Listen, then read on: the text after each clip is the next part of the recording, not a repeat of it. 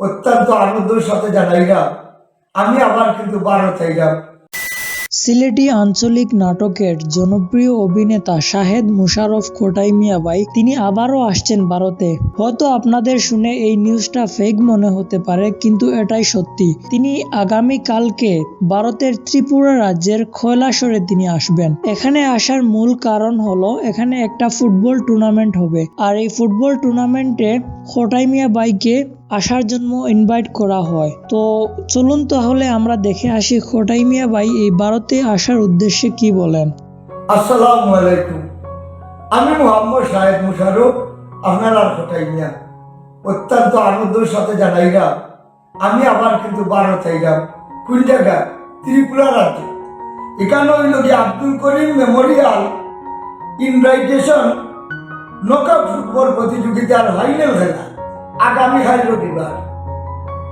এখানে আয়োজন করছেন পুষ্পরাজ ইয়াং অর্গানাইজেশন, স্থান টিলাবাজার স্কুল মাঠ, কৈলাসহর, অনুকুটি, ত্রিপুরা।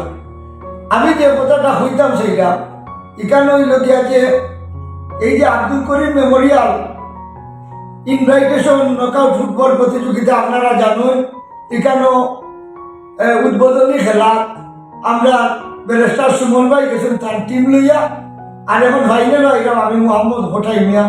আপনারা পাইতাম আগামীকাল রবিবার দুপুর 1টার সময়, ঠিক 1টার সময় আল্লাহর হুকুম আমি আপনারা স্টেজে গিয়ে খাড়াইব, আপনারা লোকে দেখা করতাম, আমি আইলাম, আপনারা উপস্থিত থাকবো। আমার দাওয়াত করছেন সভাপতি নজমুল ভাই আর সাধারণ সম্পাদক হুসাইন ভাই, আর যার কথা না হইতে নাইও এই লাগে আমরা চুলাইবাড়ির ব্যবসায়ী সেলিম ভাই কষ্ট হয়, সেলিম ভাই লোকে তারা যোগাযোগ করার বাদে এরপরে আমার লোকে যোগাযোগ করি আমার নিরা সেলিম ভাই উপস্থিত থাকবা। বিশেষ করে চিরকৃতজ্ঞ রইলাম আমি এই নজমুল ভাই গেছে এবং হুসাইন ভাই গেছে, আপনারা তো অবশ্যই আপনারা গেছে চিরকৃতজ্ঞ যে আমার মতো গরিবরা আপনারা দাওয়াত করছেন, আপনারা ক্লাবের কাছে চিরকৃতজ্ঞ, কমিটির মানুষের কাছে আমি চিরকৃতজ্ঞ। ধন্যবাদ, আপনারা ভালো থাকবো, আগামীকাল আপনারা লোকে দেখা হইব। আসসালামু আলাইকুম।